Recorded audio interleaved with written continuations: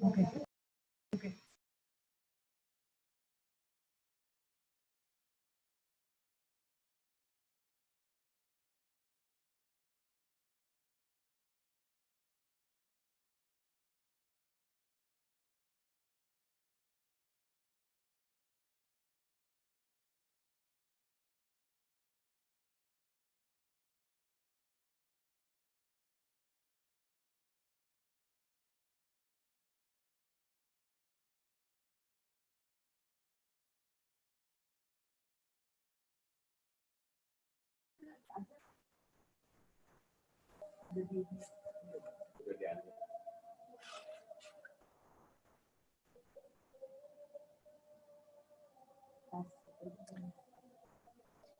Cek, selamat malam, selamat malam.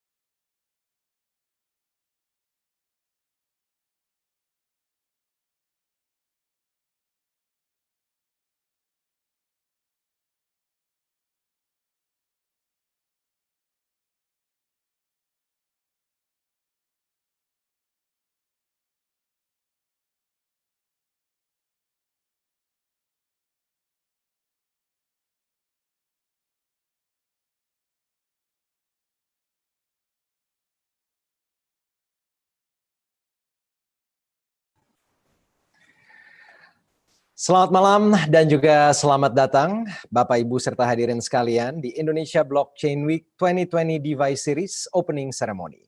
Sebelum kita memulai acara kita di malam hari ini, mari bersama-sama kita menyanyikan lagu kebangsaan Indonesia Raya.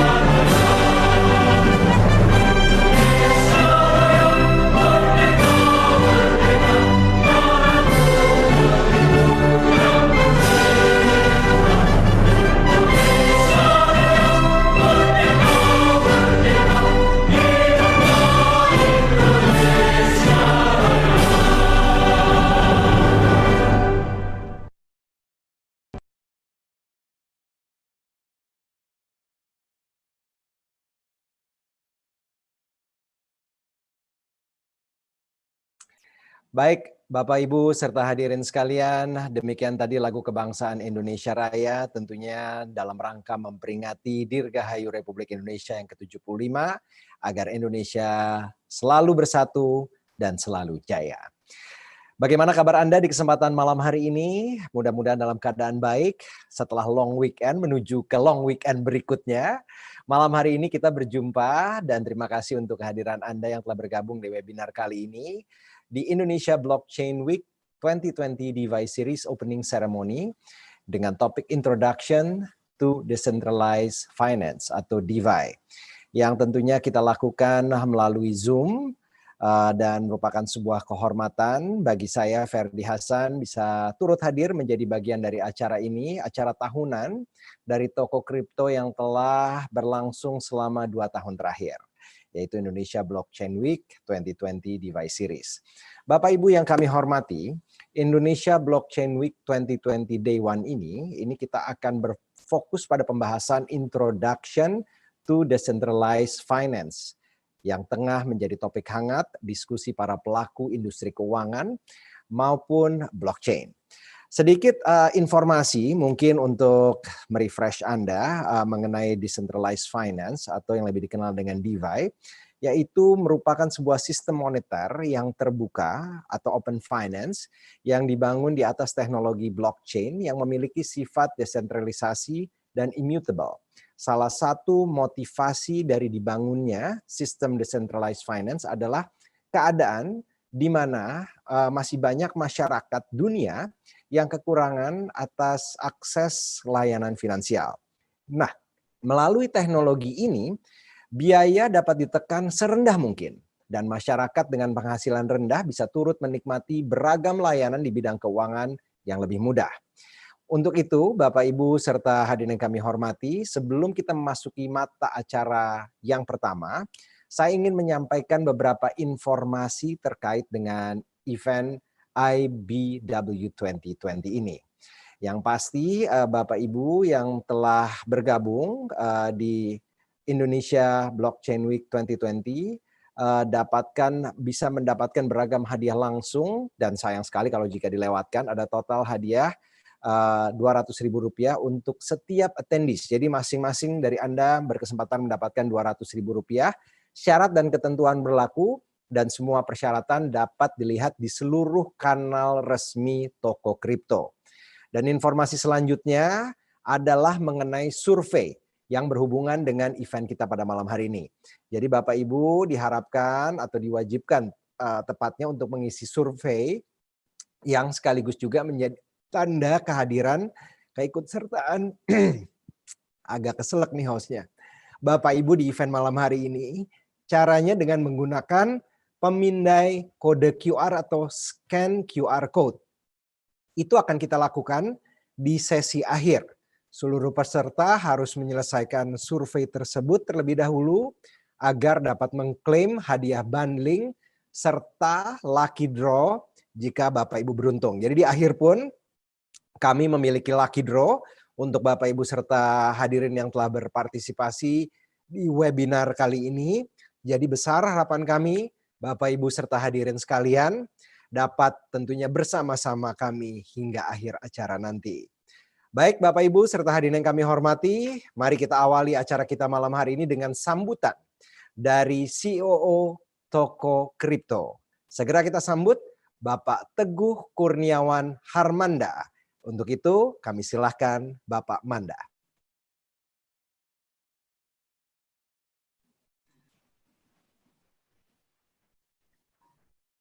Halo, selamat malam. Malam, Bapak Manda apa kabar? Alhamdulillah, baik Mas Ferdi, apa kabar? Alhamdulillah baik Mas Manda. Senang sekali malam hari ini bisa menjadi bagian dari acaranya Mas Manda dan teman-teman nih. Terima kasih, sama-sama. Oke, dan malam hari ini Mas Manda kami harapkan dapat memberikan welcoming remark sekaligus juga membuka acara kita di malam hari ini. Silakan Mas Manda. Oke, baik. Saya siapkan slide-nya sebentar. Silakan. Baik Bapak Ibu yang baru bergabung, sekali lagi besar harapan kami Bapak Ibu dapat bersama-sama kami hingga akhir acara nanti. Jangan lupa untuk mengisi survei melalui QR Code dan juga mengikuti Lucky Prize di penghujung acara nanti. Baik, Mas Manda, kita bersama-sama akan mendengarkan welcoming remark from Mas Manda. Oke, terima kasih Mas Ferdi atas sambutannya. Sekali lagi, selamat malam. Assalamualaikum warahmatullahi wabarakatuh. Salam sejahtera untuk kita semua. Semoga kita senantiasa diberikan kesehatan dan selalu menjaga protokol kesehatan selama masa pandemik ini. Sekali lagi, saya ucapkan selamat datang dalam acara Indonesia Blockchain Week 2020 yang pada tahun ini kita mengambil tema yaitu Decentralization Finance Series. Sedikit saya bercerita tentang Indonesia Blockchain Week. Pertama kali diadakan pada tahun 2019. Dalam rangkaian Indonesia Blockchain Week 2019, terdapat 11 event yang berbeda dari berbagai kota di Indonesia.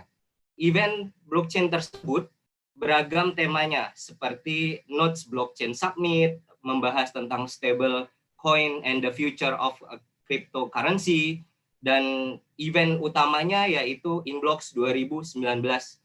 Nah, Inblocks 2019 sendiri itu merupakan acara tahunan di mana tempat berkumpulnya para penggiat ekosistem di bidang teknologi blockchain di Indonesia. Kita sama-sama membahas tentang perkembangan dan manfaat dari teknologi ini. Lantas di tahun sekarang, di tahun 2020, Indonesia Blockchain Week diadakan secara online, tujuannya agar bisa menjangkau lebih banyak lagi audiens dan fokus pada Indonesia Blockchain Week 2020 yaitu membahas tentang Decentralized Finance. Kita sepakat bahwa Indonesia memegang peranan penting di dalam sistem perekonomian Asia, bahkan internasional. Itu juga yang kemudian mendorong berbagai pihak untuk terus menciptakan inovasi keuangan digital agar inklusi keuangan kita di Indonesia menjadi lebih baik lagi. Oleh karena itu, berbicara tentang pertumbuhan financial industry di Indonesia, maka kita melihat bahwa masih tingginya sejumlah penduduk dewasa yang belum tersentuh layanan finansial. Angka yang kami dapat, statistik menunjukkan ada kurang lebih 92 juta jiwa orang dewasa di Indonesia yang masih belum atau yang kemudian disebut unbankable. Oleh karena itu, ini menjadi titik penting terhadap perubahan pada tatanan ekosistem finansial. Ada berbagai tolok ukur bahwa decentralized finance menjadi alternatif yang sukses untuk dikembangkan, seperti dapat diakses dan menjadi sistem ekonomi terbuka oleh siapa saja, lantas bersifat desentralisasi, dan kemudian pencatatannya dilakukan transparan dan tidak gampang untuk diubah. Dan yang paling penting, yang tadi juga Mas Ferdi sudah sampaikan, bahwa dari segi efektif dan efisien terhadap biaya dan waktu, itu yang menjadi sangat penting di dalam proses sistem keuangan saat ini. Tujuan dari Indonesia Blockchain Week 2020 adalah bisa memberikan informasi yang relevan kepada audiens, baik di Indonesia maupun masyarakat di luar Indonesia atau foreigner, tentang DeFi secara menyeluruh. Selain itu, kami ingin semua pihak menciptakan kolaborasi yang seluas-luasnya dengan berbagai elemen, dengan berbagai pihak. Tujuan kita adalah untuk sama-sama mensukseskan DeFi di Indonesia.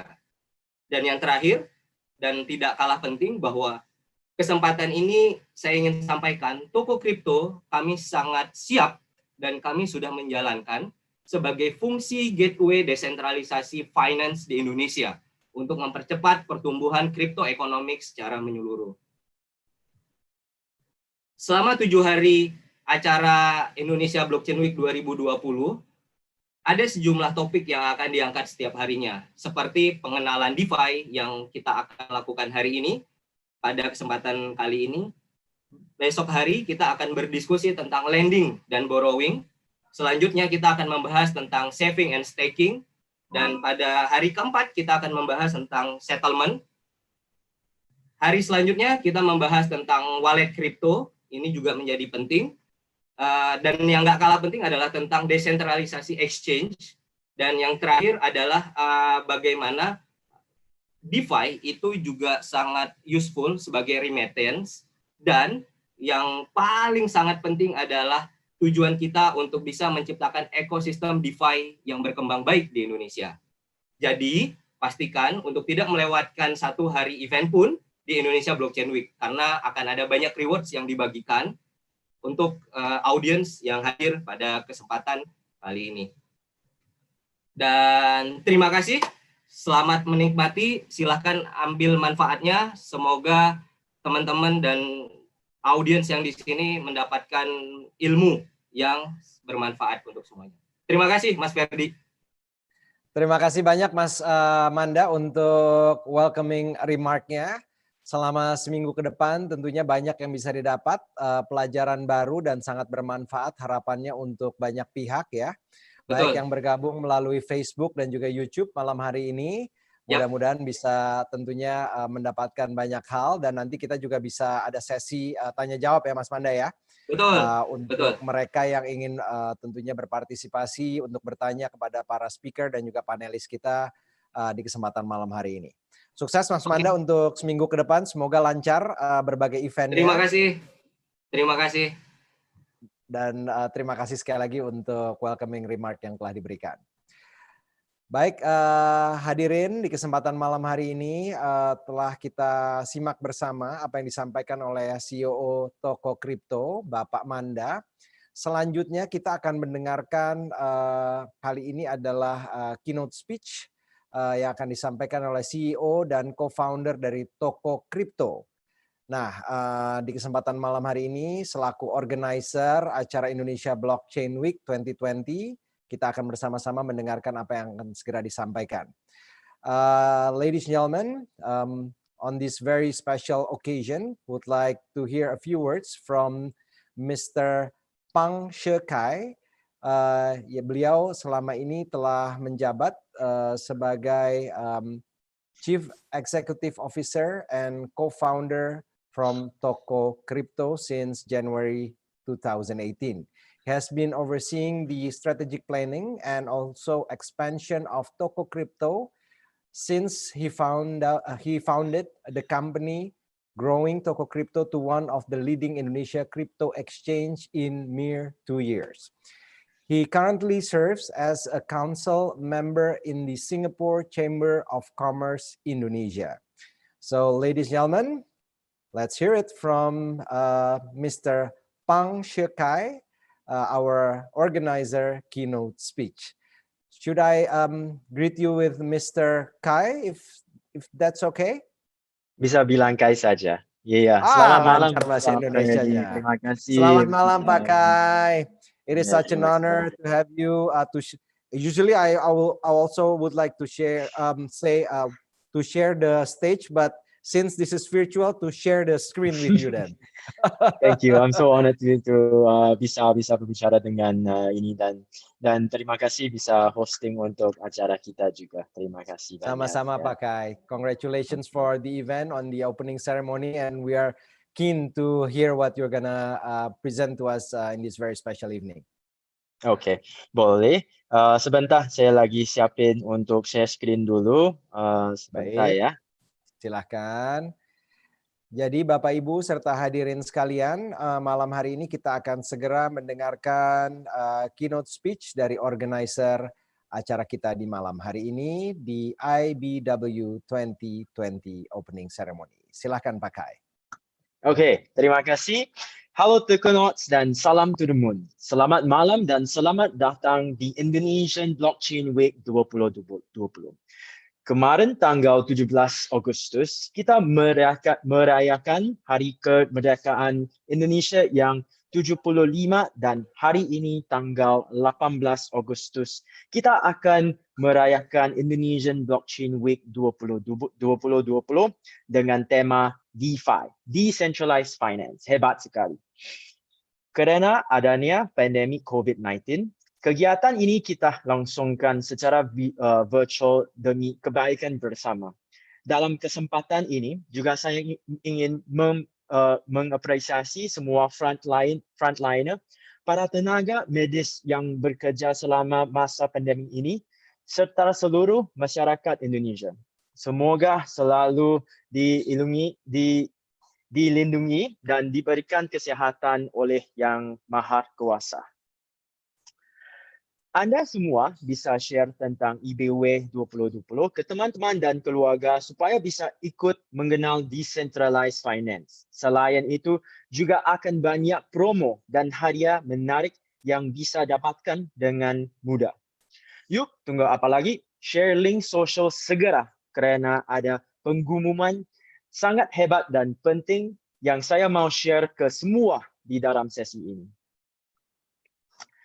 Nah, sebelum saya mulai, saya mewakili Tokocrypto ingin berterima kasih kepada co-host kita, Binance, sponsor platinum kita, Swipe, dan semua sponsor serta community partner IBW 2020. Nah, yang paling penting, saya ingin berterima kasih kepada komunitas blockchain di Indonesia dan semua pelanggan setia Tokocrypto. Kerana anda semua, para Tokonauts, Tokocrypto dapat terus maju sejak didirikan pada tahun 2018. Diawali dari grup komunitas sangat kecil sekali di Telegram yang jumlahnya gak sampai ratusan. Saat itu kita juga belum punya partner untuk tes platform kita. Suatu kebanggaan sekarang kita bisa berkembang jauh lebih maju. Komunitas kita sudah menjadi salah satu yang terbesar dan paling aktif di Indonesia dengan lebih dari 10,000 orang dan tiap hari terus bertambah. Kerana komunitas, Tokocrypto bisa menjadi pedagang aset kripto pertama yang terdaftar di Bapepti yang diumumkan pada tanggal 19 November 2019 pada Inblocks 2019 dan IBW tahun lalu. Kerana anda semua, komunitas kita saat ini Tokocrypto berhasil mendapat pendaan dari Binance, pedagang aset kripto terbesar di dunia. Kita dapat terus maju dan meningkatkan platform kita, menghadirkan makin banyak variasi aset kripto untuk dijual beli sehingga dapat menghasilkan produk dan servis terbaik untuk para customer dan pelanggan setia Tokocrypto. Dan seperti yang selalu kami utamakan, yaitu keamanan dalam platform Tokocrypto. Kami selalu berusaha memastikan semua aset pelanggan kami aman di Tokocrypto. Kerana anda semua, Tokonauts, kami akan terus melanjutkan perjuangan kami untuk meningkatkan pelayanan kami dan memberikan segala yang terbaik. Banyak yang bertanya tentang mobile aplikasi kapan akan terjadi dan pada kesempatan ini dengan bangga saya menyampaikan bahawa mobile app Tokocrypto akan dirilis pada September mendatang. Tentu saja, mobile app kami didukung oleh Binance Cloud dan kami akan memberikan kemudahan dan melakukan trading dengan aman dan nyaman. Akan ada banyak listing aset kripto baru di Tokocrypto dan kami baru di Tokocrypto dan kami akan sangat senang mendengar masukan dari anda tentang aset kripto apalagi yang bisa kita hadirkan di Tokocrypto. Edukasi, awareness dan informasi berita yang akurat adalah hal-hal yang kami dikankan di Tokocrypto. Dan dengan bangga, kami akan meluncurkan Cryptoversity App yang berisi materai tentang blockchain yang dapat kita pelajari bersama. Tentu saja akan sejalan dengan Toko News dan akan menggandang partner-partner di Indonesia dan global untuk memberikan berita terupdate serta edukasi terkait blockchain dan DeFi di masyarakat Indonesia. Nah, sekarang saatnya momen yang paling ditunggu-tunggu. Sebuah pengumuman besar sejalan dengan DeFi untuk para nasabah setia Tokocrypto dan karena banyaknya permintaan dari komunitas kami, Tokocrypto dengan bangga mengumumkan kehadiran Toko Tokens.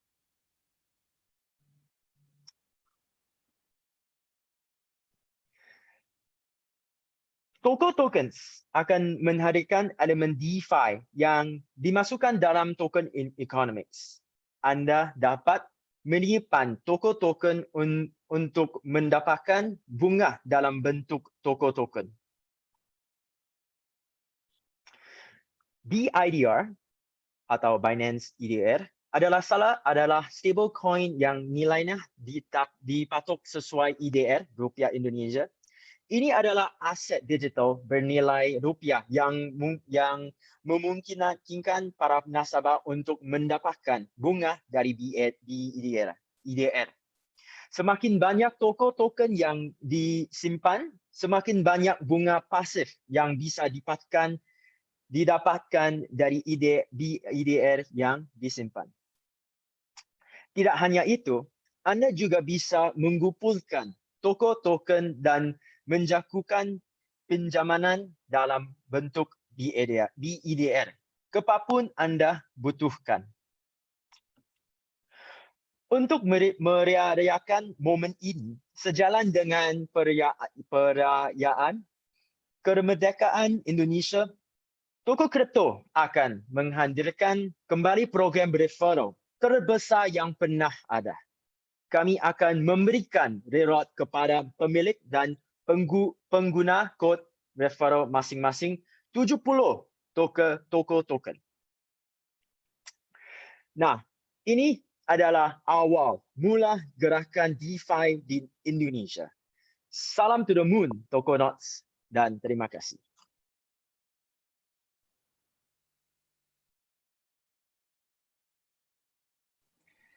Thank you so much, Pak Kai, for your remarks. Jadi salam to the moon is the one it is, right? Ya, salam to the moon. Salam to the moon. Baik, mudah-mudahan lancar. Tadi Pak Kai juga mention about security. That is one of the important remark. So, jadi kalau memang Anda mempercayakan ke toko kripto, keamanan merupakan hal yang tidak bisa ditolerir dan juga itu merupakan hal yang paling utama yang tentunya diutamakan oleh toko kripto untuk para nasabahnya. Begitu ya Pak Kai ya? Iya. Baik, sekali lagi terima kasih banyak Pak Kai. Sukses untuk eventnya di tahun ini di Indonesia Blockchain Week 2020. Dan kita berharap nanti masih tentunya akan mendengarkan banyak hal lagi dari Pak Kai selama 1 minggu ke depan. Baik, Bapak Ibu serta hadirin sekalian yang telah bergabung di webinar kali ini di IBW 2020. Kali ini kita akan segera memasuki sesi yang ditunggu-tunggu, yaitu sesi fireside chat. Di kesempatan kali ini kita mempunyai kesempatan untuk berbicara dengan our guest of honor, CEO and co-founder of Binance. Beliau adalah Chang Peng Zhao. Hello, Seizi. How are you? Hello, Freddie. It's good to be here. It's good to have you here. It is such an honor to have you in this webinar. Allow me to read some of your CV to our attendees this evening.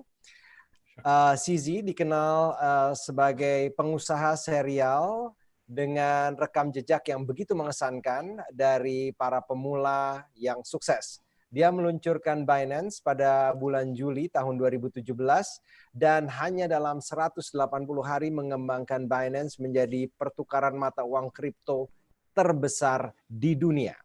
Seizi adalah pembuat kode warga negara Kanada keturunan Tionghoa yang menghabiskan masa mudanya bekerja di restoran sebelum menempuh pendidikan di Universitas McGill, Montreal. Dia kemudian tinggal di Tokyo dan di New York untuk membangun sistem untuk mencocokkan pesanan perdagangan, kemudian mengembangkan perangkat lunak untuk perdagangan berjangka di Bloomberg, tepatnya di Wall Street. Pada tahun 2005, CZ berhenti dari perannya sebagai kepala tim riset dan juga pengembangan Bloomberg Tradebook Futures dan pindah ke Shanghai untuk memulai Fusion Systems. Sesegera setelah itu, beliau mendalami Bitcoin dan bergabung dengan blockchain. Info sebagai kepala teknologi dan tentunya sebagai seorang ahli dalam bidang blockchain dan sistem perdagangan, CZ telah membangun Binance ke dalam ekosistem blockchain terkemuka. Terdiri dari exchange, labs, juga ada launchpad, info, academy, research, trust wallet, dan yayasan amal. Jadi semuanya lengkap ya, menjadi satu kesatuan. Dan di kesempatan malam hari ini kita akan mempunyai kesempatan untuk bertanya-tanya langsung dengan CZ di kesempatan malam hari ini. Oke, kita akan menuju ke pertanyaan yang pertama. Okay, so CZ, it is such an honor to have you in this session with me. So, where are you at right now? I'm in Singapore. In Singapore. So, is it still hard to go into Singapore for the last few months, or is it getting better now? I think still hard, huh? The situation is getting better. It's pretty much under control, but I think traveling between countries is still very difficult. Exactly. So I'm kind of stuck here. So, but it's not that far from Indonesia. So. Yeah. Right. So we're hoping everything will go away pretty soon, and absolutely, we can go back to our normal activities. Yep. So, CZ, I have several questions to ask you before we open up the floor to our attendees if they have any questions to ask to you. Sure. Can you share with us your view about DeFi and why is it so popular in the crypto ecosystem? So I think this is one of the best things about the crypto ecosystem is because it's open and it's anyone can invent anything. I think even 6 months ago, if you ask me, hey, if you tell me, hey, stablecoin trading is going to be the next big thing, I wouldn't believe you. But right now, that's kind of what's happening. So I think DeFi is a big word for a lot of different things. Initially, it means decentralized loans, etc. But people actually figured out now they can use the loans to provide liquidity and use automated market makers to provide liquidity for other people to trade against.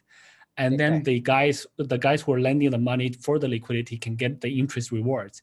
So that's a really, really innovative concept, and it's actually getting a lot of traction.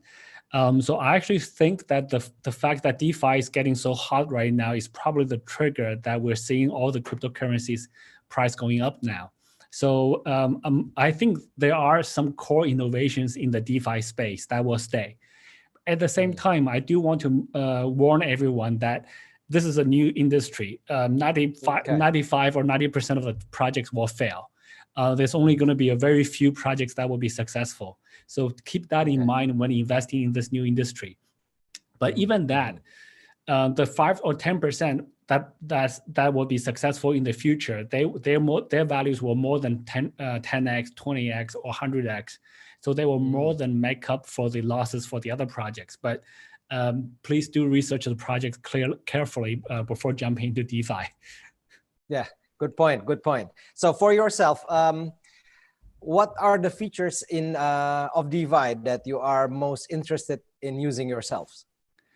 So I have not used DeFi myself, but I did learn quite a lot about it. I think the automated market maker for and having people stake or loan their funds for liquidity, for providing liquidity, I think that's a really innovative approach, and we will very likely copy that. Both on the centralized exchange and also on our own decentralized exchange on the Binance DEX. So I think those innovations are very good. So we just got to copy the best innovations. Okay. What about what does Indonesia have any potential in the DeFi field in your opinion? Oh, I think Indonesia definitely have a lot of potential. I think our partner there, Tokocrypto, is working on many initiatives in the DeFi space. Indonesia is the fourth largest population in the world, and is also very relatively progressive in terms of crypto adoption. So I think there's just a lot of opportunities. So we look forward to work with Tokocrypto plus other local partners or local players to push this industry forward. Okay. So DeFi popularity is still limited to the Tokocrypto or the crypto community despite being there for almost 2 years. What do you think is the barrier that holds back mass adoption of DeFi, and how do you think it can be solved? I think there's probably two main barriers to entry now. So even if we look at DeFi, decentralized exchanges, the number of users is still quite low, even though the amount of funds that's staked are quite large. The number of users who are using these decentralized platforms are still relatively low compared to centralized exchanges. I think most people are more used to logging in with an email and password, and then if they forget the password, there's a customer support to reset it. Most people today are not able to keep their own wallets secure. So just that fact alone, I think, is a big blocker. So it's the first big blocker for adoption. So most people will lose their wallets, will lose their computer, will forget their passwords, will lose their YubiKey or whatever hardware device they're using. And and then if they don't know how to make secure backups encrypted so that they can pass it to their loved ones, even if something happens to them. So there's a lot of those issues, basically just surrounding how to securely hold your own wallet. I think that's the number one challenge that we as an industry still have to overcome. The second thing is, I think basically we have the current blockchains, namely Bitcoin and Ethereum, have capacity issues. So right now, Ethereum is very congested. The network transaction fees are now $1 or $2 US, whereas it used to be a couple of cents, even like 2 months ago. So the networks are getting very congested. So I think the network capacity of blockchains is a limiting factor.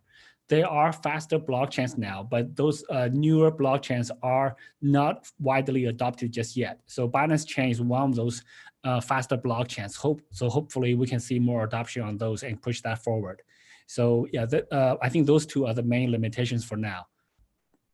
Got it. Thank you for your insight. And now I'm going to ask you about your product.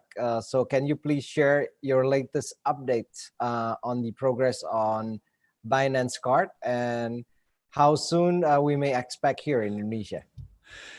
Sure. So the Binance Card is being in beta testing with real users now in Europe. So now the people who have pre-registered now, some of them are getting emails to get the card. They're getting a virtual card first. So like basically in their account, they see a credit card number. And then the physical card will ship in like a couple of weeks or so. So that we're being testing that in Europe. Indonesia, actually, I'm not so sure exactly when. But what I do know is the credit card companies are quite eager to push this adoption. So I do think I do hope we will be able to service Indonesian users very, very soon. All right, looking forward for it. And Yes, what are Binance's current achievement and DeFi's long-term product development plans then? So we don't really have a lot of long-term plans. We typically we're very dynamic. We change things change very, very quickly. Yeah. So it's not like I make a master plan and ask all the Binance team to execute it. It doesn't quite work that way, and I'm not that smart. So we, in a very decentralized fashion, we just basically different teams do different things that they try different things, and when they're ready to be released, they'll be released. So I think on the horizon right now, we want to enable more fiat access to crypto. So I think right now most of the money is still in fiat. And so we want to bring more fiat gateways so that people who have money in fiat can move the money into crypto and vice versa. So I think today 99.9% of the money is still in fiat. So we're trying to get those gateways open. At the same time, we are experimenting with DeFi. So we will launch the DeFi feature that's very similar to DeFi features on both Binance.com, the centralized exchange, and also on Binance Smart Chain. So the Binance chain that's going to support smart contracts. So that's going to come late August or early November, early September. So so I'm kind of excited. I'm personally quite excited and in anticipation of those things. Thank you for sharing with us. And if you don't mind, we're gonna answer some questions from our attendees. We have got several already. The first one is from Veronica. So she's asking, what do you think of Indonesia's market and why Tokocrypto? So I think Indonesia has a lot of potential. So it's one of the largest populations in the world, like the fourth largest population. But I think Indonesia is very unique in terms of the culture, the business, the way to do business. So I don't think I'm an expert in doing business. Well, I know I'm not an expert in doing business in Indonesia. So this is why we partnered with Tokocrypto. They are located locally. We provide the Binance platform, the technology side, and we rely on Tokocrypto to do the local on the ground marketing services, etc. So there will be product localizations in Indonesia. So I do think Indonesia is probably one of the most impactful markets for cryptocurrencies. So I think it's a hugely important market, and we're very honored, and we feel very lucky to be able to work with Tokocrypto to push our services, push our products in the Indonesian market. All right, thank you so much for the answer, and hopefully it answers your question, Veronica. We're going to the next question, dan Bapak Ibu jika ada pertanyaan silahkan saja dikirimkan pertanyaannya, nanti saya akan coba bacakan dan Sizi akan coba menjawab pertanyaan demi pertanyaan. The next question is from Dimas Prakoso. Why choose Tokocrypto as collaboration with the existing market in Indonesia? I think it's almost the same question. Sure, yeah. It's pretty much. If you want to emphasize more, it's the floor is yours. I mean, basically, we just want to choose the strongest partner that we can find. A vision alignment, future growth alignment, and also team culture alignment. I think Tokocrypto has a strong execution abilities locally, but they also share our vision and mission of increasing freedom of money and pushing crypto adoption in the world. So it's pretty basic, but I think they are one of the best. Well, they are the best that we partner for us, and that's why we are partnering with them. All right, thank you so much for the answers. And we got the next question is from Wegi Hartanto. Hi CZ, we would like, would you please explain to us the goal behind acquisition of coin market sites? Coin market cap, okay. Yeah. Up till now, Binance typically just provides access to liquidity. So if you want to buy crypto, then you can buy it through one of the Binance services, either on Binance.com or Tokocrypto, etc. And we actually have done a lot of different projects in providing access to crypto information. So we did Binance Info, Binance Research, Binance Academy, a number of other things. And CoinMarketCap is the largest website for crypto of any service, of any business. So they have the highest traffic in terms of number of users. And I've been chatting with the original founder, Brandon, over time, just sort of collaboratively to see how, just random chats. But at one point I felt that he was willing to sell. So that's for me, that's like a kid that finds a Rolex. So I think it's one of the most valuable assets in the crypto space, and we're very honored that we had the chance to bring into the Binance ecosystem, and we'll continue to fund it to make it grow. So I know the CoinMarketCap team is working on a number of new initiatives to bring more information or more access to information for the CoinMarketCap product. They just launched a DeFi section on the coins page, and they also launched the headlines where you can read all the crypto-related news. We are looking to localize CoinMarketCap into multiple languages, including Indonesian languages. So there's a lot to do, but we just felt very lucky that we were able to bring that into the Binance ecosystem, and hopefully we can continue to help it grow. Thank you so much for the answer, CZ. We have another question coming up from Maulana Ibrahim. When will Binance DEX 2.0 coming? I think right now 2.0 is probably a bad word because people typically think that it will take forever. We do make constant iterations to improvements to Binance DEX. So I think the next big launch is probably end of August, early September for Binance Smart Chain. So the Binance Smart Chain is a Ethereum compatible smart contract capable blockchain. So you can migrate your Solidity smart contracts directly onto Binance Smart Chain. So basically, just it's very easy to adopt. I do expect many of the DeFi applications to be ported onto Binance Smart Chain, and so that's one of the biggest things. And then hopefully we can push, we can see some more volumes on Binance DEX, etc. We are constantly improving Binance DEX itself as well. It's a very high performance DEX. There are a number of initiatives, including privacy, dark pools, etc., that's been discussed on the Binance DEX. So I actually don't know on top of my head when the next big version is going to come out.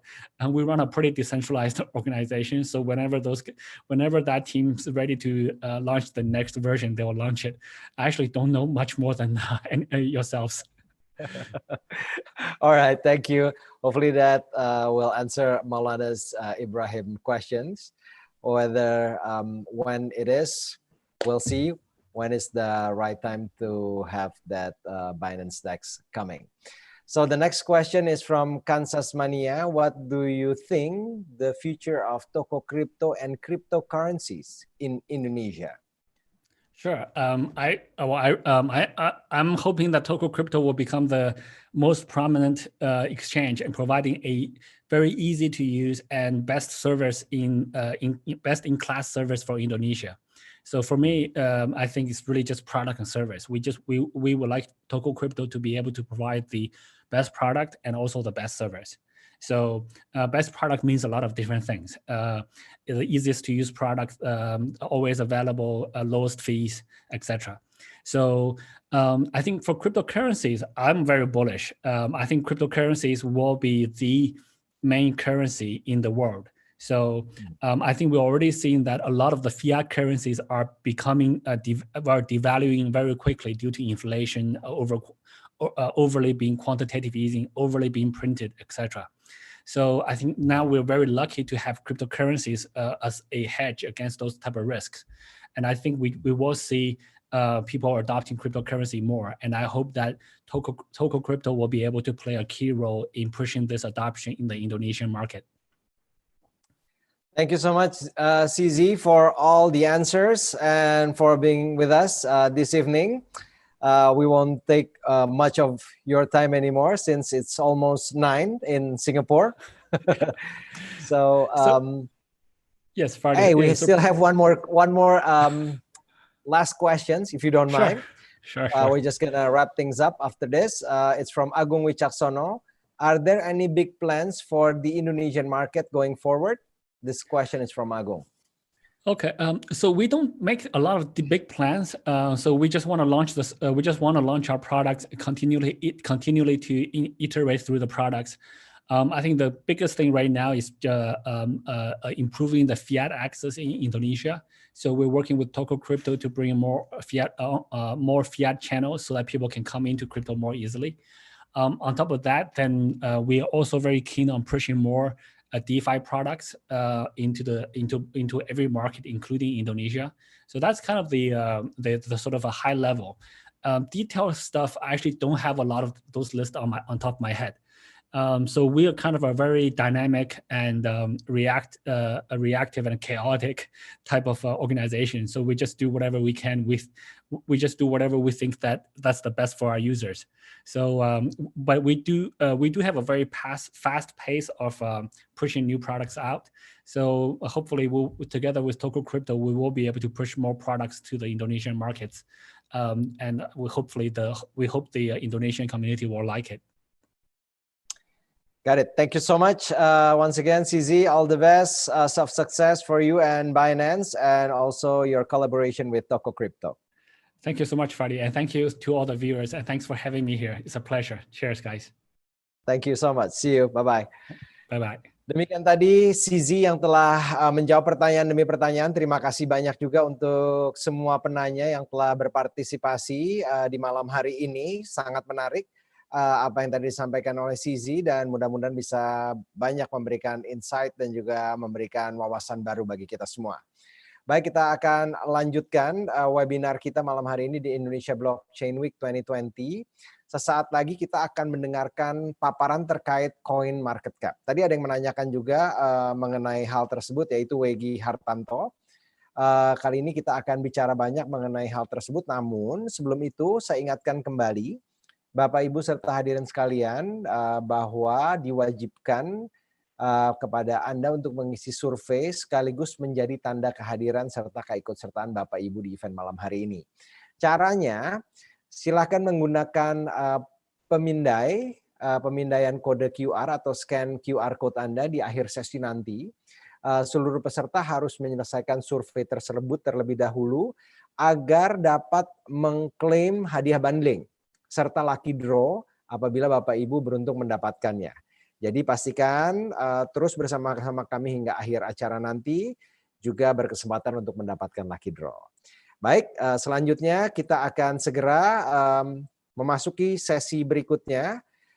Kali ini kita akan mendengarkan Interim CEO dan Chief Strategy Officer Coin Market Cap, yaitu Sherlyn Can. Ladies and gentlemen, the following session will be delivered by Interim CEO and Chief Strategy Officer of Coin Market Cap, Sherlyn Can. Did I pronounce your name correctly, or? Hey, Freddie, it's Caroline Chan, but it's close enough. That's perfect. Oh, sorry about that. No How worries. are you, Caroline? Doing very well. Thank you for having me today. Thank you so much for to be with us in this very special evening. So I'll be reading your CV a little bit before you're doing your presentation, if you don't mind. Yes, excellent. Baik, Thank you. Bapak Ibu, sebelum Caroline membacakan presentasinya atau menyampaikan presentasinya, Caroline Chan ini adalah CEO interim dan juga Chief Strategy Officer dari Coin Market Cap, di mana dia mendefinisikan visi dan inisiatif yang dituju oleh perusahaan dan memimpin perusahaan dalam hal eksekusi, branding, dan pertumbuhan. Beliau sebelumnya ikut mendirikan platform AI di akuisisi ya, dan membangun pembelajaran mesin dan model pemrosesan bahasa alami untuk peringkasan AI ekstraktif, dan telah mengembangkan dan meluncurkan produk baru di pasar seperti di Amerika Serikat, di Hong Kong, India, dan Singapura, serta bekerja sama dengan American Express, 3M, dan AGT. Dia juga mungkin salah satu penggemar oolong tea terbesar yang pernah ada dan dapat Anda temui. So here she is with us. She's gonna give her presentation. I was telling the audience that you're one of the oolong tea enthusiasts. Yes. So which one is your favorite? Can you share with us before you do your presentation? I think it definitely changes, different times, different preferences, but recently I've been drinking a lot more like Taiwanese high mountain oolong. So yeah, I also like Indonesian oolong. There's actually some pretty good ones. So I should try that one then. Yes, absolutely. Okay, Caroline, thank you for being with us, and the floor is yours. Thank you. So I'm going to present something.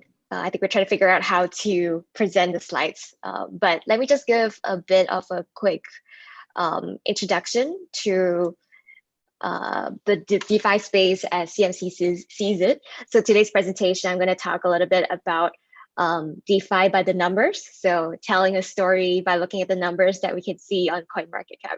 So let me see about the presentation. So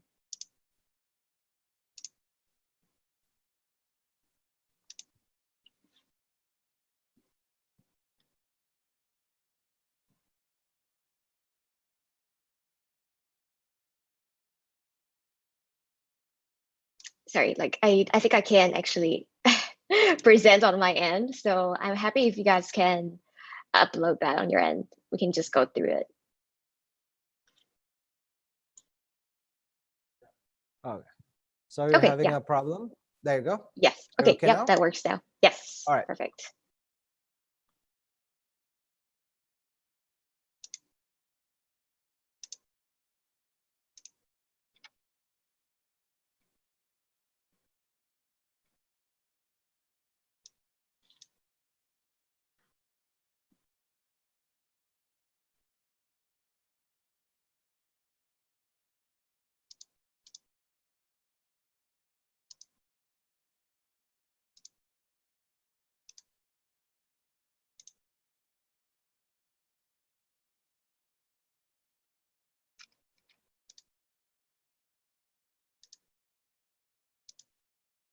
Sorry, I can't do it on my end. So if you guys can upload it, that would be perfect.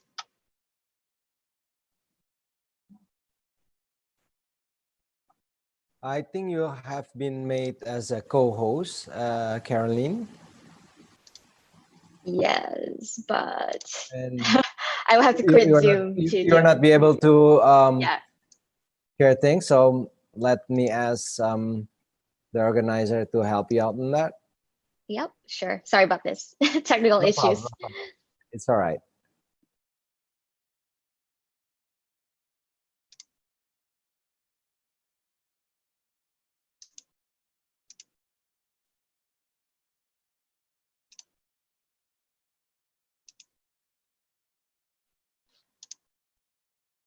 There you go. Sorry. Can you see this now? Okay, great. Okay. Awesome. Thank you. All right, guys. So let's get back on track. So as I was saying earlier, today I'm going to talk a little bit about CoinMarketCap and what we're seeing on the DeFi side. So quickly to run through a little bit about CoinMarketCap before we begin. So in case you're not familiar with CMC, CoinMarketCap is the #1 crypto information site. So pretty much all of the crypto enthusiasts around the world do use CoinMarketCap, and we've been around since 2013. So a lot of governments, a lot of individuals, institutions, media do cite CoinMarketCap data whenever they are here to do some research and to understand more about the crypto space. So we did popularize and create some of the terms that we most use a lot, for example, like market cap in the crypto space. So therefore, CoinMarketCap. Another thing that we did popularize is the idea of circulating supply, which is based on the public float in the equity markets, and also Bitcoin dominance, which is a way for us to measure percentage of Bitcoin market cap versus other assets. So just to quickly say this, whatever I'm going to say here is not investment advice. So definitely do your own research before you do any investment or look into the whole DeFi space. But quickly today, we want to discuss a couple of things here. So how do we at CoinMarketCap classify DeFi when we list DeFi projects? A little about the market size of DeFi, how fast it has been growing based on what we can see on the data. Then we'll talk a little bit about the global data from the market cap side, as well as traffic. And then finally, we will discuss more about DeFi interest in Southeast Asia based on the data that we're seeing. So I'm sure many of you are also interested in like how that differs between different markets. So DeFi, as defined by CMC, whenever we list a decentralized finance protocol, it is has to fulfill a couple of requirements. First, it has to be decentralized, non-custodial, enforced by a smart contract, on-chain, traceable, as well as permissionless. So if a project meets all of these criteria, then obviously the next one is, we have to figure out on the finance side, like what sort of functions it deals with. So for example, swapping or exchange of crypto assets, borrowing, lending of crypto assets, derivative tradings of cryptos, or creation of asset-backed tokens. So all of these are things that are, just a sample of the things that can be done, and obviously the most popular use cases of DeFi today. But as the space grows, there will be even more of these upcoming, I'm very sure. So quickly at a high level, looking at the overview of crypto and DeFi. So as I said earlier about the Bitcoin dominance, so we talk about like dominance here. Bitcoin and Ethereum still dominate about 73% of the total market cap that we see on the site.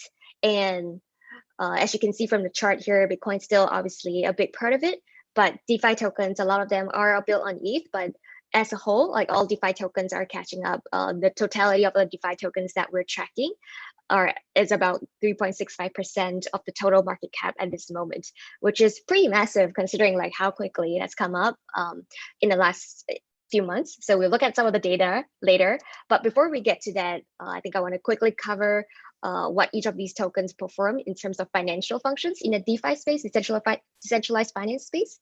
So starting with things like oracles. So specifically for the finance function, price oracles are a big one. And another use case is borrowing and lending, stablecoin governance, adaptive-based money, or decentralized exchange of stablecoins. So all of these are examples of different projects and different functions that are being built in the DeFi space today. So these are obviously just examples. For a full list, you can go to our DeFi page, which is coinmarketcap.com/DeFi. But I think this is just a general overview of what all the landscape looks like, and each of these tokens do perform different things in the DeFi space. So circling back to like how quickly things have developed, we can really see that in the last 3 months, starting in June, there's been a super rapid rise of DeFi tokens by market cap. So in June, like the total DeFi tokens market cap was 3.4 billion. Today, it's about 13.4 billion, which is about 3x in 3 months. It's a lot, very, very quickly. So you can sort of see like the exponential growth. It's like hockey stick on this chart. In terms of the market cap for all DeFi tokens. So some of the most notable ones that we've seen, some of the biggest gainers in the space are things like Link, Land, Band, Just, Synthetics. So like all of these are obviously like super hot right now because of how quickly it has risen. And if we break down the market cap and the DeFi token specifically, we can see that Chainlink dominates the value of the DeFi space by market cap. About 45% of the total market cap in the DeFi token space actually sort of dominated by Chainlink here. So I think a lot of the other market cap values quite evenly spread amongst all the other tokens. So this is a pretty interesting trend as far as looking at market cap and how it is all broken down. So obviously at CMC, we do have millions of users who come and take a look at the data. So we have another sort of proprietary set of data here, which is around traffic. So if we look at how quickly DeFi tokens interest has risen, like the popularity of it and how quickly it has gone up in the last few months, we can see that traffic also shows a pretty similar trend. So there are two spikes here, one in July and another one that's happening right now in August. So I think it really started to explode at the start of July 2020. We see some of the most popular DeFi tokens by page views are Chainlink, Yearn, Aave, Amplify, Band, Just. So all of these are like the most popular DeFi tokens that people are stalking right now on CMC. So I think it's really interesting. And another way, obviously, is we talk about like market cap and like breakdown of the market cap by token. Another way that we're breaking it down, obviously, is the most popular tokens by page views. So how many people are looking at page views and like which tokens are being looked at the most globally. And Chainlink also wins the popularity contest here. So it is leading with about 38% of page views. As I said earlier, it's about 45% of market cap of all total DeFi tokens that we're tracking. But right now, in terms of page views, they're about 38% of the total page views for all DeFi tokens as well. So you can kind of see there is a little bit of a correlation between sort of the popularity, the traffic, as well as the market cap. So I think that was an interesting trend that we have observed. And I think the question here is, does it look different when we zoom down to like a Southeast Asia level?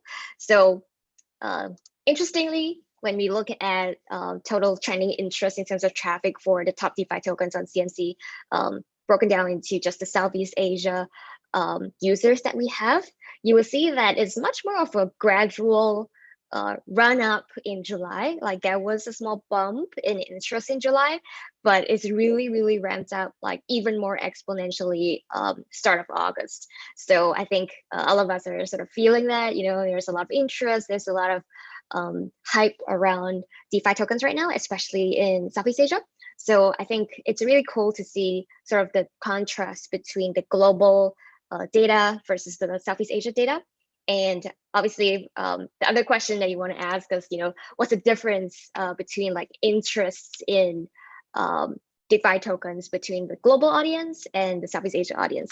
So I think just about surpasses Chainlink interest in Southeast Asia. So you see they're almost on par here, neck to neck. They do share sort of equal interest within the Southeast Asian users, while the rest of the protocols are quite evenly split among each other. So I think it's cool to sort of see how that has shaped up between different regions. And this really all is a snapshot. I think it really tells the story of how quickly and how much the DeFi space and the interest in the DeFi space has grown in just the last 3 months, and how the market cap as well as the number of page views has just exploded exponentially in the last couple of months. So this is just, like a quick overview of the DeFi space, looking at some interesting data from our site. For more information on DeFi, definitely visit our DeFi page. It's coinmarketcap.com/DeFi. You can go there and learn more about other tokens, learn more about watchlist your other favorite DeFi tokens, see others that are up and coming, and so forth. We definitely update that all the time. Our team is on that 24/7, looking and listing some of the most interesting DeFi tokens in the space for you to come and take a look at that. And also, we will be having a new DEX page soon, so you can also figure out more like which DEX you should go to, like volume, stuff like that. So I think all of that's really catering to a lot of the interest right now that we see around DeFi tokens and around DEXs. So definitely send us some feedback on where else you'd like to see, where else you think we can improve. And again, just want to call out, like, this is the page that you can go and take a look. You can email me if you have any questions after this. Happy to share the presentation as well with anyone who wants it. Yeah, so definitely stay for the panel that's going to happen right after this, because I think they're going to talk a lot more about the goals of DeFi, the specific functions of DeFi, and things like that. So I think this really is just a quick opener for a lot of the interesting conversations that will follow after this. Thank you for having me. Thank you so much, Caroline. Interesting presentation, and thank you for giving your insights for all of us in this very special evening. Thanks for having me. Thank you. Baik, Bapak Ibu, demikian tadi Caroline Chan yang sudah menyampaikan presentasinya dan telah memaparkan banyak hal untuk kita semua. Dan di kesempatan berikutnya, kali ini kita akan mempunyai kesempatan kembali kepada Bapak Ibu serta hadirin sekalian untuk dapat bertanya di panel discussion yang akan disampaikan oleh beberapa narasumber. Jadi seperti tadi lagi, silahkan Bapak Ibu serta hadirin sekalian boleh ketik pertanyaannya dan juga menyampaikan kepada kami, dan nanti saya akan coba bacakan pertanyaan demi pertanyaan kepada panelis kita di kesempatan malam hari ini yang akan kita segera mulai panel diskusi yang akan berfokus tentang introduction of DeFi. Speaker kita yang pertama, kali ini kita akan mengundang speaker kita yang pertama, yaitu Bapak Kai, yang tadi telah juga menyampaikan presentasi di awal, CEO dan juga co-founder dari Tokocrypto. Di kesempatan kali ini saya ulangi lagi untuk Bapak Ibu serta hadirin sekalian yang baru bergabung bersama dengan kami. Mr. Kai telah menjabat sebagai Chief Executive Officer dan juga co-founder dari Tokocrypto sejak tahun 2018. Beliau telah mengawasi perencanaan strategis dan perluasan Tokocrypto sejak didirikannya perusahaan dan mengembangkan Tokocrypto menjadi salah satu bursa kripto Indonesia yang terkemuka hanya dalam waktu 2 tahun. Saat ini duduk sebagai anggota Dewan di Kamar Dagang Singapura Indonesia. Welcome back, Pak Kai. Thank you. And I'm just gonna introduce our next panelist before we start the session. Our next panelist is JL, atau yang memiliki nama lengkap Mr. Joselito Lizarondo. Beliau adalah CEO and founder dari Swipe. JL pendiri Swipe, protokol pembayaran keuangan terdesentralisasi yang memungkinkan beragam produk yang menghubungkan keuangan tradisional dan kripto. Sebelum swipe, Joselito adalah penambang Bitcoin awal, pedagang OTC, dan memiliki bisnis SEO sendiri yang membantu bisnis lokal di Filipina. Good evening, Mr. Joselito. Hey, how are you guys? Thanks I'm for having good. me. Thank you for joining with us in this very special evening. I'm just going to introduce our next panelist before we start with the talk show. Our next panelist is Mr. Jordan Momtazi, CEO of Synthetics Network. Jordan is a founding team member of Synthetics and leads operation. He has also been responsible for business development and strategy at a range of businesses, including PayPal, where he helped enterprise merchants use digital payments to connect with the consumers. Good evening, Mr. Jordan. Are you with us now? There he is. Yes, thanks for having me. Thank you for joining with us. And our next panelist is Pablo Cardeza. I'm sorry. Pablo Cardeza is the representative of AAAVE. Thank you for joining with us tonight. Is Pablo joining with us? Hello. Okay. Do you hear me? Yes, I hear you. Thank you. How are you, Pablo? Yeah, really nice. Thank you for having me. Thank you for joining. And our next panelist is Mr. Jiang Xin, Director of M&A Binance. Jiang Xin is also a crypto investor and researcher. He's a former investor at the Fenbushi Capital and has led a series of venture investment in blockchains since 2018. Published books in the area of the digital economy and crypto assets. So once again, good evening, gentlemen. Thank you for joining in this very special evening at the opening ceremony of IBW 2020. It is such an honor to have all of you with us tonight. And first questions before we open up our questions to our attendants or our audience is from me about DeFi. What is the ultimate goal and why is it important? Who is going to answer it first? Mungkin Pak Kai terlebih dahulu, lalu Pak Kai membantu saya untuk mengarahkan ke kira-kira siapa yang akan menjawab pertanyaan tersebut. Siap. Okay, bisa. Terima kasih, Ferdi. Dan I would like to thank all our panelists today for joining us. So on behalf of Tokocrypto and whole of Indonesia, I'd like to thank you guys for joining us today. Really honored to have you guys with us today. So first question that we have is, what is DeFi? I'm going to take a little bit of an Indonesian angle to it. So I'm going to give my opinion or what I think Indonesians' opinion is on what DeFi is. So basically in Indonesia, right, there are centralized financial systems that are in place, which in banks, we have the banks and things like that in place. However, there's a lot of to me, what I feel that decentralized finance is that Indonesia is a very decentralized country. There are 17,000 islands that are disconnected from one another. That is as decentralized as you can get. So what decentralized finance to me, to Indonesia, to what I think it will be to Indonesia, is a system which will connect up all the 17,000 islands in Indonesia and have a system that everyone can connect to, everyone can gain access to financial systems to.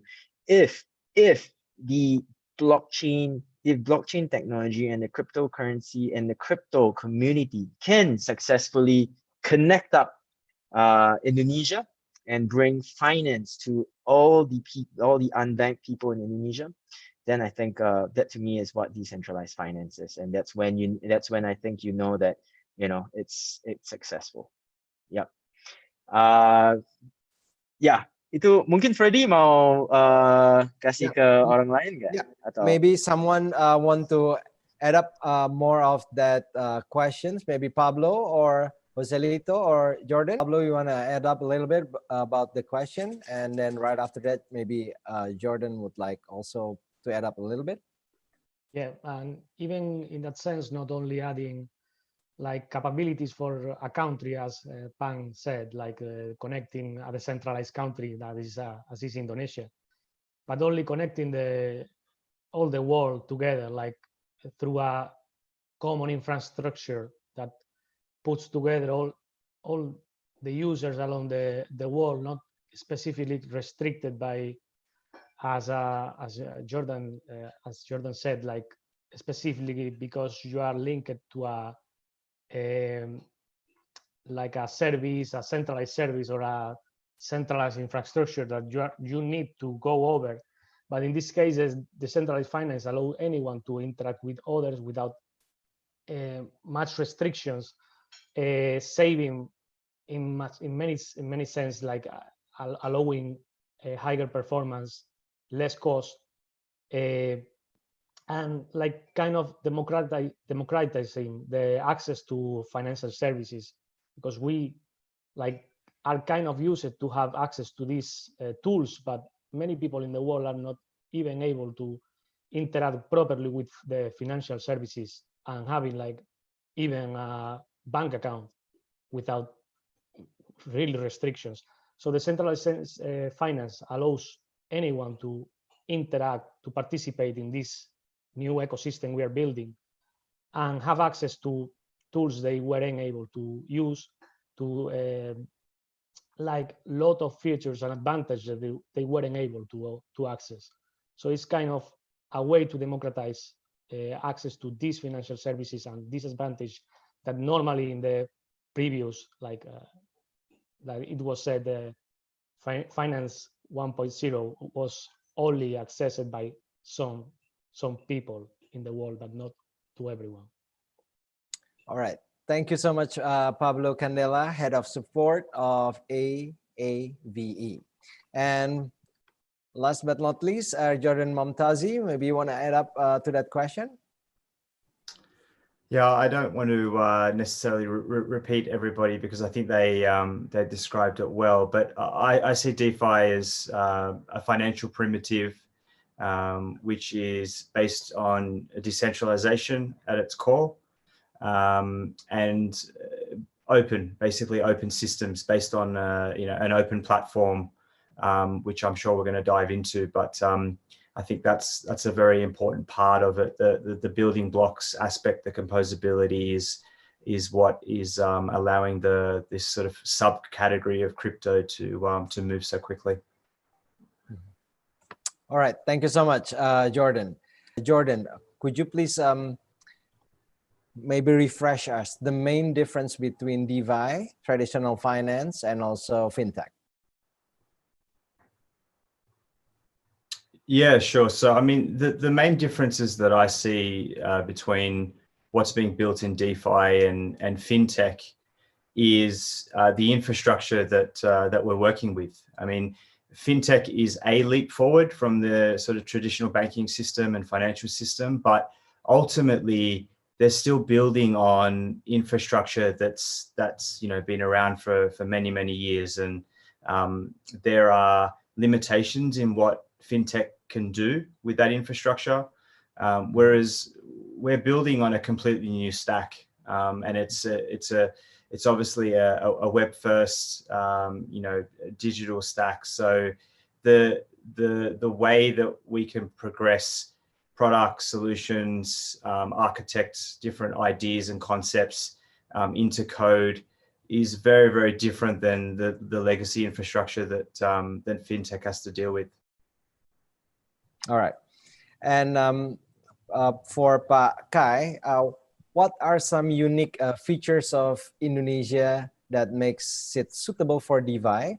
And how well do you think DeFi will fit into Indonesia? Okay, mungkin saya coba pakai bahasa Indonesia. Boleh, silakan. Jadi menurut saya untuk bagaimana DeFi bisa fit ke di dalam negeri. Nah, sama dengan Joselito tadi yang bilang harus ada banyak adopsi oleh banyak orang. Ya, ini hal yang sangat penting untuk DeFi bisa semakin lama semakin bagus sih. Jadi kalau ada banyak orang yang memakai dan memasuk ke sistem untuk projek-projek sama sintetik, EVE dan swipe.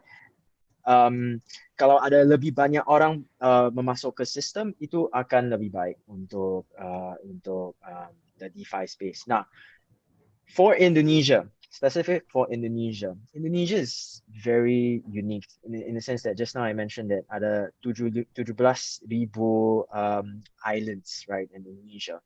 And the reason why there is such a high unbanked, ada banyak orang yang tak bisa ada akses ke banking and financial systems. Salah satu hal, one of the things is that kerana dari rumah dia mau ke bank itu lama dan susah jalan. Right? They need to take a boat. They might need to, it's very dangerous for them to get to the bank. Or it's very hard. It's very hard for them to do their KYCs and basically to open a bank account. Right? And if kalau DeFi mau you want to build in Indonesia, that is still something that needs to be overcome. That is still salah satu hal yang harus kita melakukan untuk bagaimana kita bisa mengedukasi kepada semua orang. First, I mean, it's not even just traditional finance. First, we need to educate them about what decentralized finance is, what it can be for them, and how easy it is for them to access to it. And that is why Tokocrypto, I mean, we're in a position, kita adalah di posisi yang sangat baik untuk kita mau mulai untuk distribusi toko tokens.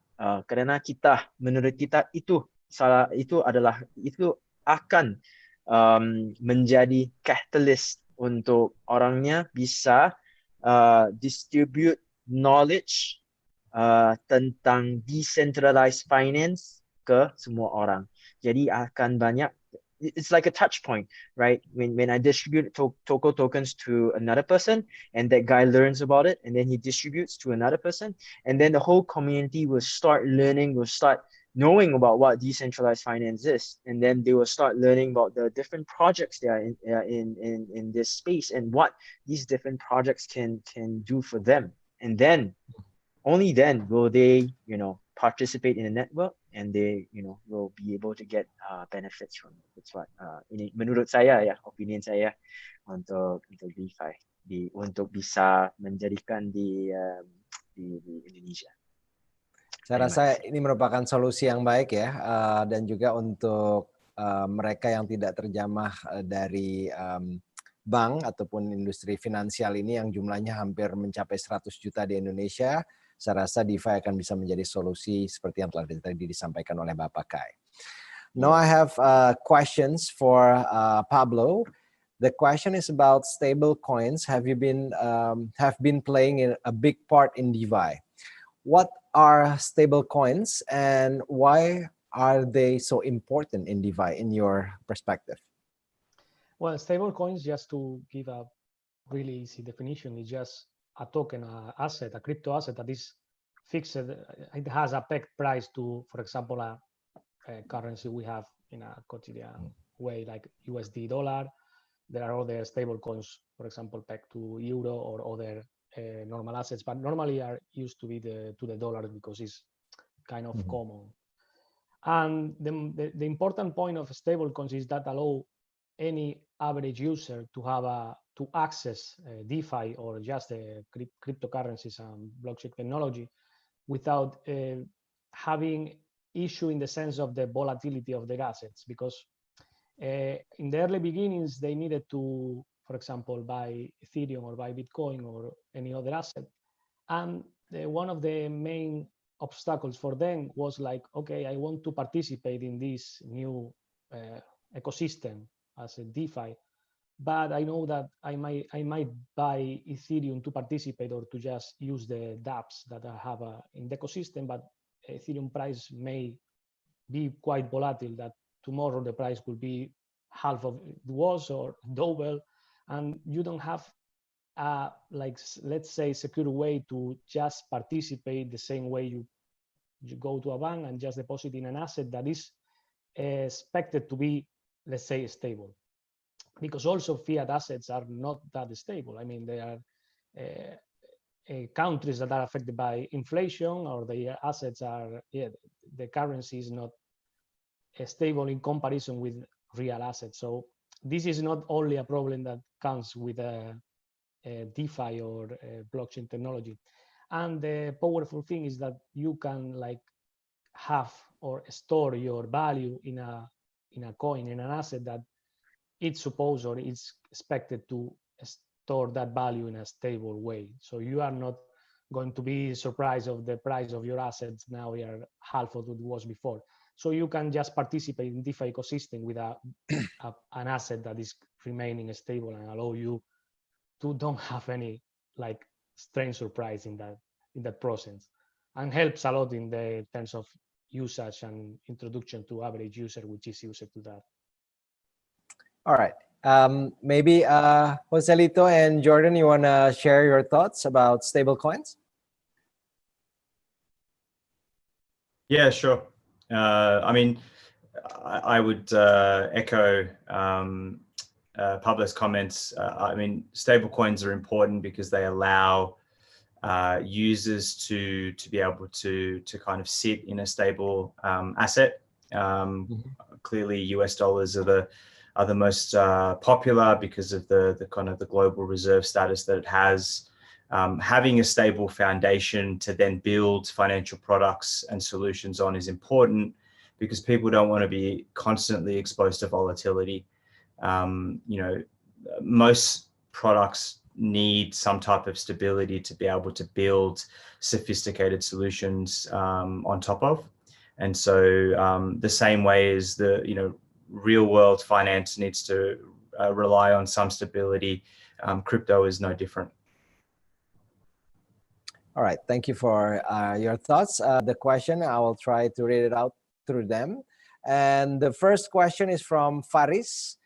Do you think regulation in Indonesia will be a problem for DeFi? Maybe Pak Kai bisa menjawab pertanyaan ini terlebih dahulu sebelum nanti saya lempar kepada panelis yang lain. Boleh. Tapi mohon maaf, bisa ulang lagi untuk pertanyaan? Pertanyaannya. So the question is from Faris. Do you think regulation in Indonesia will be a problem for DeFi? Okay. Thank you, Faris, for the very interesting question. Nah, untuk pertanyaan itu sampai sekarang di dalam negeri sudah ada regulasi oleh Bapepti, tapi sekarang mungkin untuk dari Bapepti mereka masih regulasi space komoditas seperti space cryptocurrency seperti komoditas. Nah, menurut saya ini mungkin belum sampai bisa ada mass adoption decentralized finance. Kalau kita mau melajukan ke bisa full adoption of DeFi, mungkin harus ada ikutan dengan OJK dan BI juga untuk bisa try to give more credibility to the space and to see if that they can support the space to grow as well, because I know it's a bit of a contradictory thing, because when we go towards crypto and then we go towards decentralized finance, ultimately we are removing ourselves from central authority, but we kind of need to find a balance between regulators as well as the blockchain space, and see how we can work how we can work closely together to make sure that the benefits are realized by people, realized by the people of Indonesia. So menurut saya, regulators still play an important role in Indonesia, definitely, and especially so in the DeFi space, DeFi element. Right now, I don't think the regulations are fully in place for us to fully embrace DeFi yet. I think that we can work. Kita ingin kerjasama dengan the regulators to basically see what are the regulations that should be in place, things like KYC and how we can make sure that the people that are gaining access to the DeFi network, they are proper people and not people participating in scams, frauds, or terror funding. And I think it's something yang kita harus kerjasama dekat dengan regulators. Thank you, Faris. Baik. Thank you, Pak Kai. Thank you juga, Faris, untuk pertanyaannya. So here goes our questions from Don to all the panelists. The question is, what do you think in various countries that are mostly afraid and reject cryptocurrency as commodity that might eventually replace fiat? In the end, cryptocurrencies is just a commodity like gold. We will start with Jordan, and then we go to Joselito, Pak Kai, and also Pablo. I wasn't 100% clear on the question. Okay, so I'll read it again. What do you think in various countries that are mostly afraid and reject cryptocurrency as commodity that might eventually replace fiat? In the end, cryptocurrency is just a commodity like gold. So I will interpret the question the way that I want to interpret it. Okay.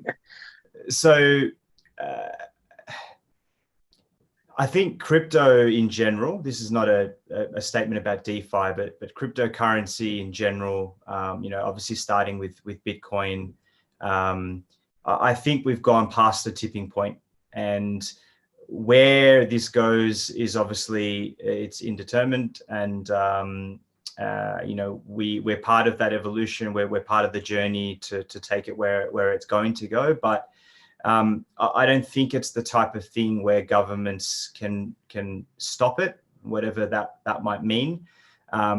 They can make it difficult. Obviously, there are some adversarial elements to Bitcoin versus a sovereign nation's own currency, things like that. But I think most economies, most markets around the world are realizing that this is not actually something that you can get in front of like they might have thought 5 years ago. And so, even just between nation states, they don't necessarily want to give up what could potentially be, the next computing platform, the next, technology platform. The US or China or anyone else doesn't want to turn their backs on a whole bunch of innovation. So I think momentum, innovation, technology will drive us forward no matter what single countries want to sort of decide internally. I don't think it's up to them. All right, Jordan. Thank you. And Pak Kai, since you are in Indonesia, do you have any thoughts about the questions specifically to Indonesian market? So yeah, I would agree with Jordan and Joselito on this, in that for Tokocrypto, we're in a tight spot, because for us, we are a regulated entity in Indonesia, and we work very closely with the regulators. So when you say the regulators can't stop this, I think that there is a possibility that, at least for Indonesia, there is a possibility that there might be, if things really go haywire, there is a chance whereby the regulators can come in and step into to control and basically regulate the space in a harsh They manner. can make it very painful. Yes, they can make it very, trust me, it is very painful, and you don't want to get on the bad side of things. So yeah, I mean, at least for Indonesia, we're going in the right direction. right? And basically with going in the right direction, and I think that this direction is good case for all of us going forward. The release of the regulations back in 2019, Bapepti keluar peraturan pada tahun 2019. It's a very good initiative because it's not the industry players that reached out to the regulators, but it was the regulators that stepped in and say, hey, I wanna help look at the space. I wanna make it regulated so that more people will trust this, put more trust and confidence in this space. And this comes to show that, same as what Joselito is saying, is that governments are looking at this this technology and are looking at the potential that it can bring, not only to the country but to the people. So I think at least for Indonesia, we're going in the right space, and I don't think at any in the near future would the regulators be implementing any harsh measures on us yet at the moment. But yeah, thanks. All right, thank you, Pakai, for sharing with us. And Pablo, you're the last one to answer the questions. You might share your thought with us. I totally agree with all them. Just to add some comments, is like cryptocurrencies and DeFi is here to stay. So different countries will be against. Some of them will embrace the cryptocurrency technology, and I think that the ones that properly adapt to it, they will be really benefit because it's the right moment to do it. And yeah, they could go against, but it's like restricting anyone with an internet connection to connect to the network is like kind of impossible to restrict that. So in my opinion, countries step by step, some will do soon or other will take more time, will embrace the technology and adapt to it because it's here to stay, as I pointed. And also, I don't think it's fair to like let's say classificate every asset the same way. There could be some restriction depending on the different assets and activity related with them. But some assets are totally decentralized and networks as blockchain, as Bitcoin and Ethereum. So it's kind of hard to block access, as I said, to just directly internet. Okay, so thank you for your answer. I have one more questions just coming in, specifically just for you, Pablo. It's from Hendra. He's asking, what is the difference between AAVE, synthetics, and swipe? Can you please answer this question? From Aave, synthetics, and which one, sorry? Aave, synthetics, and swipe. Swipe. Well, yeah. I think those are totally different oriented products and protocols. I mean, we are all together here to provide good value to the user, the end user, but it's not something we are one against the other to compete. I think that the really good point of DeFi is like we are all here to grow together, allow composability, connect one protocol, user, and service one to the other, and in general all together provide the best service. Just going to the question is like we are different protocols. For example, Aave is more oriented to just, well, we are oriented to many different kind of users. Some user could just want to deposit his stablecoin and based on the deposit rate. Some users would like to borrow against their deposits, and then a lot of developers could want to provide their own services using synthetics, using Aave.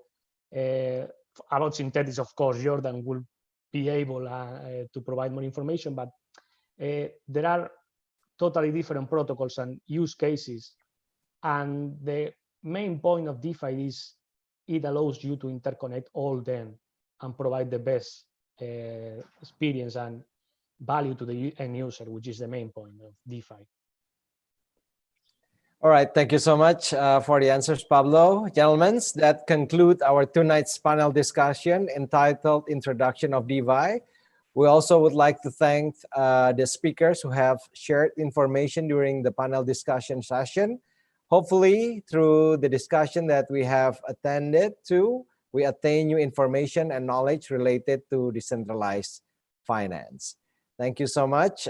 Once again, gentlemen, we realize that the information has been shared is very valuable to us in the face of globalization and the development of the financial services that are rapidly developing. Decentralized finance itself is even predicted to be the world's next revolution in financial services. Once again, thank you so much, gentlemen, for sharing with us in this opening ceremony of Indonesia Blockchain Week 2020 webinar. Thanks, guys. Thank you, Pablo. Thanks. Thank you, Thanks for having Pakai, us, guys. and also Jordan. Thank you, guys. Baik, Bapak Ibu, demikian tadi panel discussion yang telah kita lakukan di kesempatan malam hari ini di opening ceremony kali ini. Dan sebelum kita mengakhiri sesi kali ini, kita akan memasuki sesi Lucky Draw. Di IBW 2020, Lucky Draw kali ini sistemnya adalah, jadi pemenang yang beruntung akan dipilih melalui roda keberuntungan atau yang biasa dikenal dengan Wheel of Fortune. Panitia IBW 2020 telah memasukkan semua email pendaftar yang masuk pada setiap harinya. Misalnya hari pertama ada 650 pendaftar yang masuk, semua kami letakkan di Wheel of Fortune dan kita undi siapa pemenangnya. Nah, di kesempatan kali ini jadi kami akan segera mengundi ya untuk yang mendapatkan atau nomornya emailnya disebutkan akan mendapatkan hadiah. Jadi hadiahnya merupakan 5 orang pemenang, ya, 5 orang pemenang masing-masing akan mendapatkan $20. Baik, Wheel of Fortune-nya sudah ready, kita hitung mundur. 3, 2, 1. Silakan.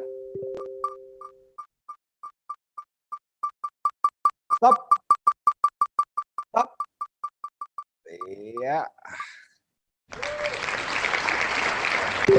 Now we have hadi.hansulindo@gmail.com.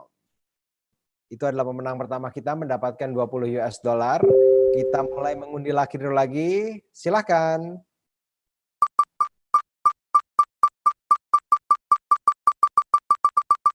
Stop.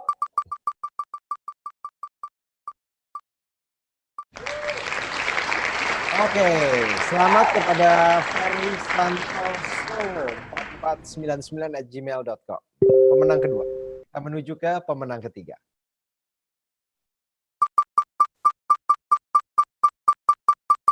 Stop.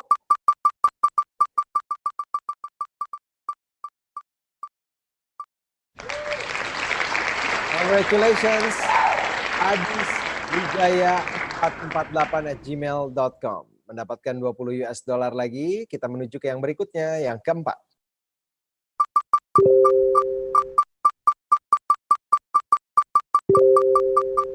Stop.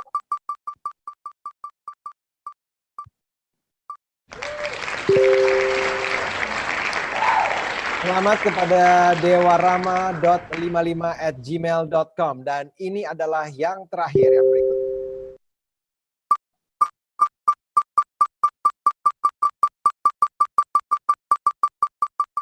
Stop.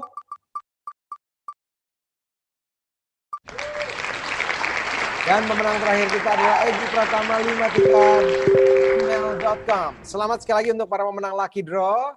Terima kasih untuk partisipasinya. Dan sekarang saya mau mengingatkan, jangan lupa sebelum akhir sesi ini untuk mengisi survei yang sekaligus juga menjadi tanda kehadiran serta keikutsertaan Bapak Ibu pada event malam hari ini. Caranya dengan menggunakan QR code, ya, silakan di-scan QR code Anda. Hanya peserta yang sudah menyelesaikan survei tersebut yang nantinya bisa mengklaim hadiah bundling serta Lucky Draw apabila Bapak Ibu beruntung tadi mendapatkannya.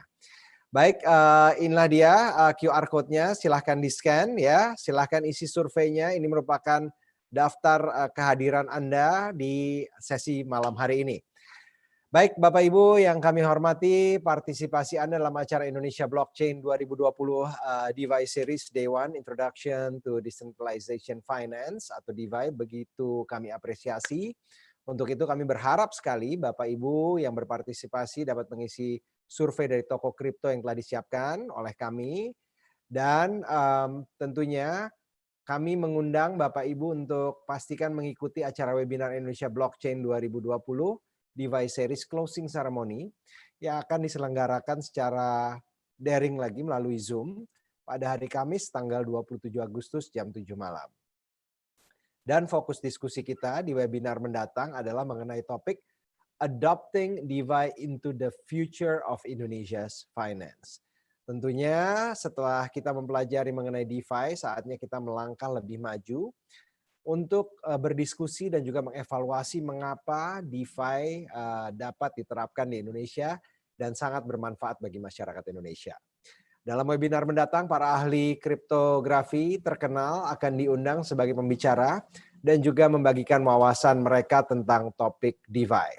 Jadi pastikan Anda berpartisipasi di webinar Indonesia Blockchain Week 2020 DeFi Series Closing Ceremony. Bapak Ibu, saya Ferdi Hasan mengucapkan terima kasih sekali lagi atas partisipasi Anda pada acara webinar malam hari ini. Dan kita akan jumpa lagi di Indonesia Blockchain Week 2020 DeFi Series Closing Ceremony. Sekali lagi terima kasih banyak, selamat malam dan sampai jumpa.